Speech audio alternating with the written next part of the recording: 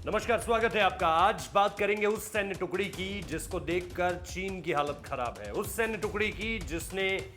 जिसको कोशिश की चीन ने अपनी तरफ लाने की, जहां चीन का अतिक्रमण एक बार फिर दुनिया जानती है। मैं तिब्बत के इलाके की बात कर रहा हूं, लेकिन तिब्बत के जो एसएफएफ है, स्पेशल फ्रंटियर फोर्स विकास रेजिमेंट, जिसके जवान तेंजिंग किस तरह से शहीद हुए थे और उसके बाद न सिर्फ उन्हें तिब्बती झंडों, आज़ाद तिब्बत के झंडों के साथ विदाई दी गई, बल्कि हिंदुस्तान का तिरंगा भी उनके शरीर पर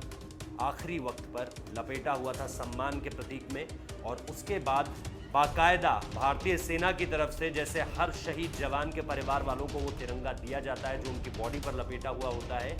ठीक उसी तरह से तेंजिंग की पत्नी को भी वो झंडा दिया गया। इससे भारत ने कहीं ना कहीं ये बताने की कोशिश की कि एसएफएफ जो है वो निश्चित तौर पर तिब्बत की टुकड़ी तो है, लेकिन इस वक्त पे चीन के अगेंस्ट भारत के साथ खड़ी हुई है। और एसएफएफ का अगर आप इतिहास देखें तो बेहद दिलचस्प है। 1962 में जब इसको कहीं ना कहीं लाइमलाइट में जब ये पहली बार आई, तो उस वक्त पे ये रॉ के अंडर काम करती थी, यानी रिसर्च एंड एनालिसिस विंग के साथ काम करती थी, और इसको रिपोर्ट करना होता था सीधे प्रधानमंत्री कार्यालय में, यानी पीएमओ में, यानी उस वक्त पे पंडित जवाहरलाल नेहरू के ऑफिस में। उससे पहले भी अगर आप इसे देखें तो इतिहास में द्वितीय विश्व युद्ध का वक्त याद आता है, और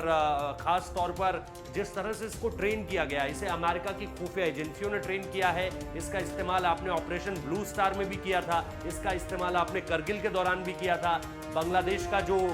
ईस्ट पाकिस्तान और वेस्ट पाकिस्तान का विभाजन हुआ उसमें भी इसका इस्तेमाल किया गया है। लेकिन एसएफएफ जो इस वक्त में कूटनीति के रूप से सामरिक तौर पर तो बहुत महत्वपूर्ण है, क्योंकि चीन और भारत के बीच जो एक दीवार का काम कर रही है वो एसएफएफ ही है। और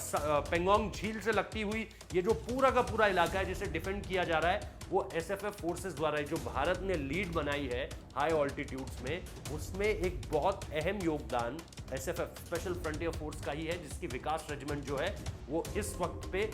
भारत के लिए एक चीन के अगेंस्ट एक दीवार का काम कर रही है। और चीन इससे भी बौखलाया हुआ है, क्योंकि ये जो कूटनीतिक स्टैंड है, क्योंकि आप जानते हैं तिब्बत को लेकर जिस तरह का एक संदेश पूरी दुनिया में है, उसमें अमेरिका तिब्बत के साथ खड़ा हुआ है, क्योंकि अमेरिका चाहता है कि चीन के अगेंस्ट जो लड़ाई लड़ी जाए, अगर वो भारत की तरफ से भी लड़ी जाए तो तिब्बत उसमें भारत के साथ खड़ा हो, और फिर कहीं ना कहीं अमेरिका जो है इस पूरे के पूरे इलाके में जो भी देश चीन के अगेंस्ट है, फिर चाहे वो ताइवान हो, मलेशिया हो, थाईलैंड हो, ये सारे के सारे देश हमने देखा है अलग अलग तरीके से अपनी परियोजनाओं को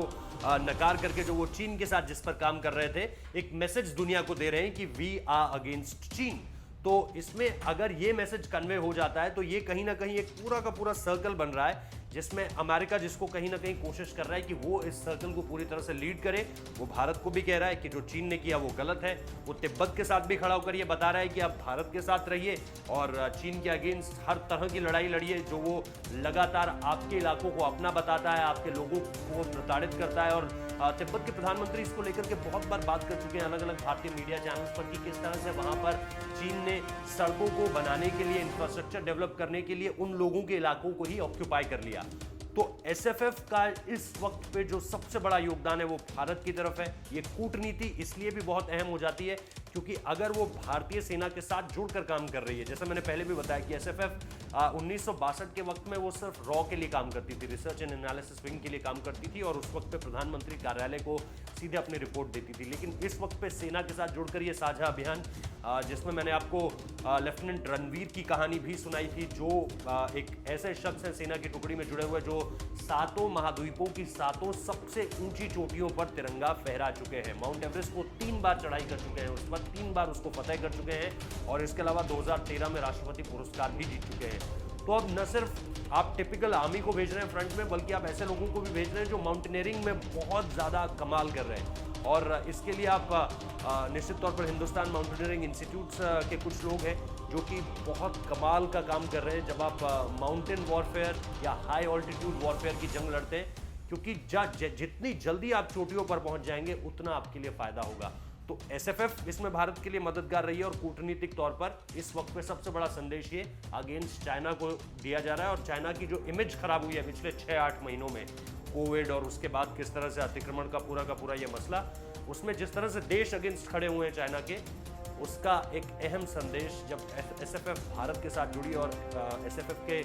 जो शहीद तेंजिंग थे उनको जिस तरह से सम्मान के साथ आखिरी विदाई दी गई, उसने चीन की चीन को थोड़ा सा और परेशान कर दिया है, क्योंकि तिब्बत अब कहीं ना कहीं एक स्टैंड ले चुका है कि वो इस पूरी की पूरी जंग में भारत के साथ है। बहुत बहुत शुक्रिया इस वीडियो को देखने के लिए।